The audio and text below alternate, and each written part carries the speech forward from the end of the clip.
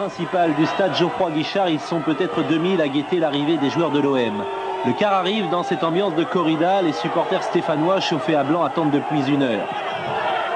Bernard Tapie précède de quelques mètres son capitaine Jean-Pierre Papin. Attention sur la droite, Papin a reçu une bouteille de bière en métal. Elle est à demi pleine, elle a atteint l'avant-centre de l'équipe de France.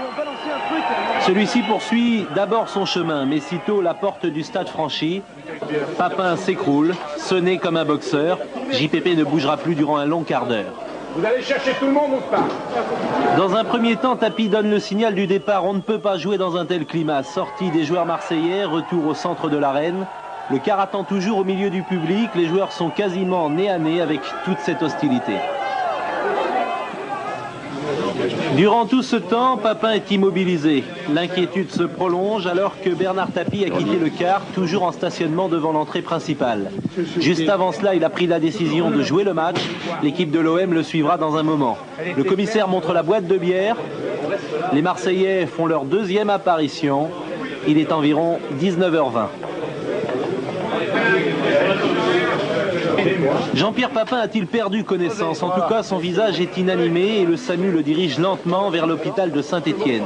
L'inquiétude est grande cette fois. Papin, immobile durant 20 minutes, n'a pas parlé. On évoque un coup à la tête. Il faudra le diagnostic du médecin, léger traumatisme crânien pour rassurer tout le monde. La blessure de Papin n'est pas grave. D'ailleurs, JPP rejoindra l'OM en tout début de première période après 1h30 passée en observation au CHU. Nous entendrons tout à l'heure JPP ainsi que Bernard Tapie. Tous deux se sont exprimés à la fin du match. Mais pour l'heure, les dernières minutes de préparation avec Didier Deschamps au milieu de 45 000 personnes dans le stade Geoffroy Guichard. Un duel parmi les duels, celui de Joseph-Antoine Bell face à Pascal Olmeta. Et de nouveau des incidents avant que le match ne débute. Manuel Amoros a pris le brassard de capitaine. Basile Boli encourage ses coéquipiers. Malheureusement, il ne s'agit que d'un faux départ. Le stade va bientôt disparaître très vite sous un nuage de fumigène.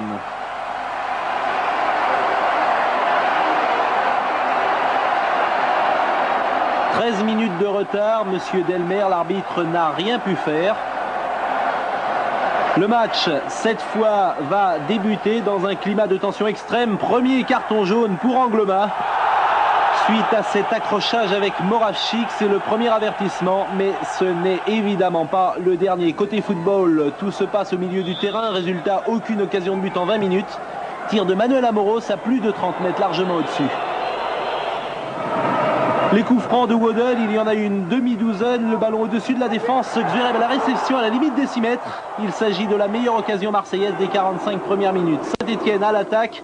Moravchik, il contourne Pascal Bail, centre au deuxième poteau, à rond de la tête, le ballon est passé à côté. Bien fait de la part de Moravchik, il avait une revanche à prendre après la rencontre de Bratislava disputée avec la sélection de Tchécoslovaquie face à la France. Et bien hier soir, il l'a prise. Des incidents toujours. Bell mitraillé par la tribune, tendance ultra de Marseille. Joseph-Antoine Bell a décidé de rester couché. Il ne se relèvera qu'après 5 bonnes minutes et reprendra sa place avec en prime un sparadrap sur le visage. Fin de la première période. Amoros, pelé au départ d'une action qu'il aime bien. Il s'est retourné. Il a contourné. Maintenant, il perce. Castendulch laisse traîner la jambe. Coup franc, Manuel Amoros. Et pas de danger pour Bell. Christophe de Guerville face à Bernard Casoni. Casoni a-t-il touché de Guerville? Oui, répond Monsieur Delmer. Carton jaune pour Casoni.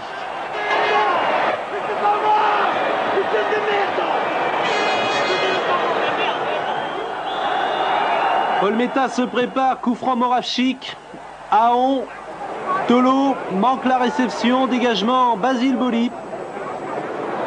Tête Castendutch, Moravchik à la limite du hors-jeu, en tout cas signalé par l'arbitre de touche.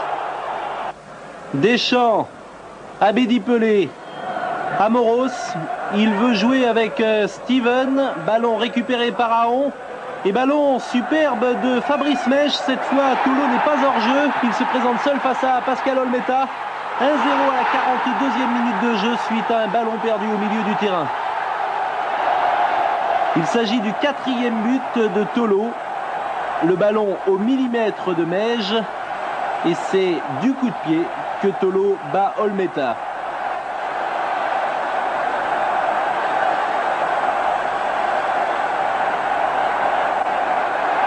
Les Marseillais vont réagir toute la fin de la première période.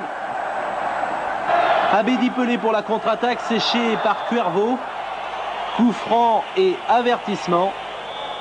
Coup franc de Chris Waddle, davantage un tir qu'un centre. Quelques secondes plus tard, pratiquement dans la même position. Et toujours un tir. Saint-Étienne mène 1-0 à la mi-temps. De retour dans leur vestiaire, les Marseillais apprennent des nouvelles rassurantes de Jean-Pierre Papin. Son état est aussi satisfaisant qu'il est possible. On vient de le faire reconduire au stade. Après un petit traumatisme crânien, nous lui avons fait subir les examens cliniques et radiologiques d'usage. Je pense qu'on peut parler d'une blessure sans gravité, bien qu'on reste toujours réservé pendant les 24 ou 48 premières heures pour tout traumatisme crânien par principe. La prudence élémentaire sur le plan médical conseille de s'abstenir de jouer ce soir. Et effectivement, Papin présent n'a pas joué la deuxième mi-temps. Oui, j'ai peur, c'est vrai que j'ai eu très peur parce que on s'aperçoit que la vie où ça tient pas à grand chose, une bouteille sur la tête, ça peut suffire à tout finir. Et vous me disiez tout à l'heure, ma femme a regardé ce soir le 20h par exemple, j'imagine qu'elle a dû s'inquiéter. Oui, elle a eu très peur, bon, je l'ai rassuré un peu plus tard, mais c'est sûr qu'à première vue, ça fait très peur, effectivement. La pression de l'OM, centre bicyclette de Waddle, Bell est battu, Xurette de la tête et Cuervo, sauf quelques mètres avant sa ligne. Amoros au corner, premier dégagement des Verts, un deuxième en direction de Morachic, une tête qui surprend Pascal Bael. S'il a de l'avance maintenant, Morachic, il va très certainement marquer le deuxième but de la SSE. Non, le pied d'Olmeta, ce n'est pas fini, reprise Tolo. Cette fois, c'est moins dangereux, Olmeta s'en sort. Les balles de match manquées à la 70e minute, d'abord par le Tchécoslovaque, puis par Tolo. Enfin, heureusement pour les Verts, la victoire n'a pas eu besoin d'un but supplémentaire. Angloma, Waddle, tout juste 60 secondes plus tard.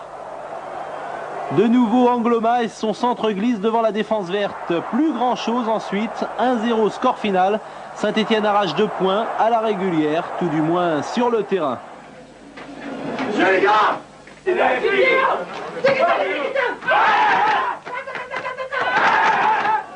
le match n'est pas fini pour tout le monde, encore des problèmes pour de jeunes supporters, cela fait beaucoup.